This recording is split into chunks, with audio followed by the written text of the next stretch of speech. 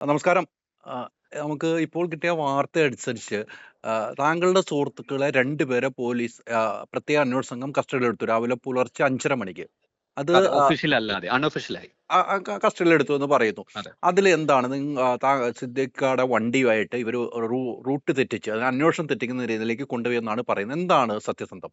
ഒരിക്കലുമില്ല. അതൊരു വളരെ ഫാൾസ് ആയ ഇൻഫർമേഷൻ. അങ്ങനെ ഒരു സംഭവം ഉണ്ടായിട്ടില്ല. ഉം, എന്റെ വണ്ടി ഞാൻ ഇരിക്കെ ചിലപ്പോൾ ഒരാൾ മാറി ഓടിക്കും. നമ്മൾ ഫ്രണ്ട്സ് അങ്ങനെയാണല്ലോ. ഉം, ഒരാൾ വണ്ടി ഓടിച്ച് തളരുമ്പോൾ അതിൽ എനിക്കൊരു കോൾ അറ്റൻഡ് ചെയ്യാനോ എനിക്കൊരു മെസ്സേജ് അയക്കുന്ന സമയത്തും എന്റെ ഒരു സുഹൃത്ത് എന്റെ വണ്ടി ഓടിച്ചിട്ടുണ്ടാകും. പക്ഷെ ഞങ്ങൾ ഒരുമിച്ച് ഒരേ കാറിൽ മാത്രമാണ് ഉണ്ടായത്. അതായിട്ട് വേറെ വഴി തെറ്റിക്കാനോ GPS കട്ട് ചെയ്യാനോ ഒന്നും ഞാൻ പോയിട്ടില്ല. പിന്നെ എന്തുകൊണ്ടാണ് ഇങ്ങനെ ഈ പോലീസ് മറ്റൊരു രീതിക്ക് വഴിതിരിച്ചു വിടുന്നത്? എനിക്ക് അതിനെക്കുറിച്ച് കൃത്യം അറിയില്ല. SIT ടീം വളരെ ശക്തമായിട്ട് ഞങ്ങളെ ബന്ധപ്പെട്ടുള്ള എല്ലാവരെയും അന്വേഷിക്കുന്നുണ്ട്. ഉം, ഞങ്ങളുടെ ബന്ധുക്കളുടെ, സുഹൃത്തുക്കളുടെ, ഞങ്ങളുടെ വീട്ടിലെ ജോലിക്ക് നിൽക്കുന്ന ആളുകളുടെ വീട്ടിലെല്ലാം പോയി കൃത്യമായി ക്വസ്റ്റ്യൻ നടക്കുന്നുണ്ട്, സെർച്ച് നടക്കുന്നുണ്ട്. ഉം, ഇത് ആദ്യമായിട്ടാണ് രണ്ടുപേരെ ഡീറ്റെയിൻ ചെയ്യുന്നത്, ഉം, ഉം, ഉം, ഉം. കസ്റ്റഡിയിൽ കൊണ്ടുപോകുന്ന എന്നിട്ട് അതിനെക്കുറിച്ച് ചോദിക്കുമ്പോൾ അവർക്ക് അറിയില്ല, അതിനെക്കുറിച്ച് ഇൻഫർമേഷൻ തരുന്നില്ല. ഇത് അവരുടെ ഫാമിലിയിൽ ഉണ്ടാക്കുന്ന ഒരു വലിയ പാനിക്കാണ്. തീർച്ചയായിട്ടും.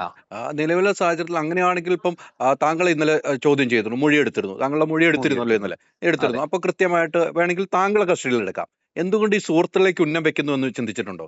എനിക്ക് കൃത്യമായിട്ട് അറിയില്ല. അവര് SIT ടീം വന്നപ്പോൾ ഞങ്ങളോട് ഒട്ടും മോശമായ രീതിയിൽ അവർ ഇതുവരെ പെരുമാറിയിട്ടില്ല. അവർ 2 തവണ സെർച്ചിന് വന്നിരുന്നു. അതെനിക്ക് SIT ടീമിനോട് ബഹുമാനമുണ്ട്. ഞങ്ങള് ഒരു ചോദ്യം കൊണ്ടോ ഒന്നും ഞങ്ങളെ ടോർച്ചർ ചെയ്യുന്ന ഒരു പെരുമാറ്റം അവരിൽ നിന്ന് ഉണ്ടായിട്ടില്ല.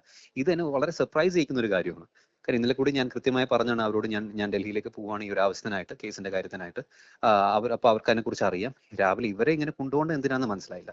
മനസ്സിലാകുന്നില്ല. തീർച്ചയായിട്ടും അത് സത്യസന്ധമായ കാര്യമാണ്. അതോടൊപ്പം തന്നെ നാളെയാണ് സുപ്രീം കോടതി ജാമ്യാപേക്ഷ പരിഗണിക്കുന്നത്. എങ്ങനെയാണ് പ്രതീക്ഷ ഇപ്പം മകൻ എന്ന നിലയിൽ?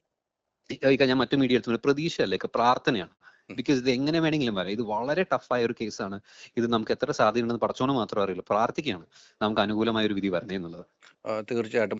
താങ്കളെ ഒന്നും ചോദ്യം ചെയ്ത് ഇപ്പൊ പറഞ്ഞു SIT ടീം നല്ല കൃത്യമായിട്ട് നല്ല രീതിക്കാണ് പെരുമാറിയെന്ന്. പിന്നെ അല്ല, ഒട്ടും മോശമായ രീതിയിലല്ല. ഒട്ടും SIT മോശമായി ടീമിക്ക് അങ്ങനെ അവരോട് ഞങ്ങളോട് നല്ല രീതിയിൽ പെരുമാറേണ്ട ആവശ്യമില്ല. പക്ഷെ എങ്കിൽ പോലും വളരെ ബ്രൂട്ടലായിട്ടൊന്നും ഞങ്ങളോട് പെരുമാറിയിട്ടില്ല. എന്നോടോ എന്റെ ഫാമിലിയോടോ അവരങ്ങനെ ചെയ്തിട്ടില്ല.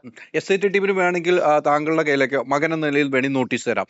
സിദ്ദീഖ് എന്ന അച്ഛന്റെ അടുത്ത് അല്ലെങ്കിൽ വാപ്പായുടെ അടുത്ത് ഹാജരാക്കാൻ പറയുന്ന നോട്ടീസ്, അങ്ങനെ നോട്ടീസ് ഒന്നും തന്നിട്ടില്ല. ഇല്ല, ഇതുവരെ ഇല്ല. ഇതുവരെ നോട്ടീസും തന്നിട്ടില്ല ഇല്ല അല്ലെ? ഇല്ല അപ്പൊ ഇല്ല. എന്താണ് ഇവരെ ഇങ്ങനെ കസ്റ്റഡിയിൽ എടുത്തെന്നുള്ള കാര്യമാണ്. അതിൽ ദുരൂഹതയുണ്ട്.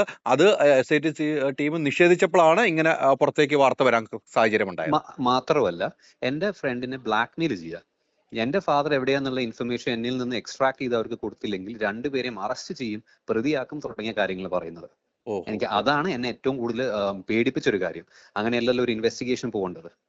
ബ്ലാക്ക്മെയിൽ ചെയ്തല്ലല്ലോ ഇൻഫർമേഷൻ കളക്ട് ചെയ്യേണ്ടത്. തീർച്ചയായിട്ടും. അങ്ങനെയാണെങ്കിൽ താങ്കളുടെ അടുത്ത് അങ്ങനെ പറയുന്നുമില്ല? ഇല്ല, ഞാൻ വിളിച്ചപ്പോൾ എനിക്ക് അതിൽ റെസ്പോൺസും ഇല്ല. റെസ്പോൺസും ഇല്ല അല്ലെ?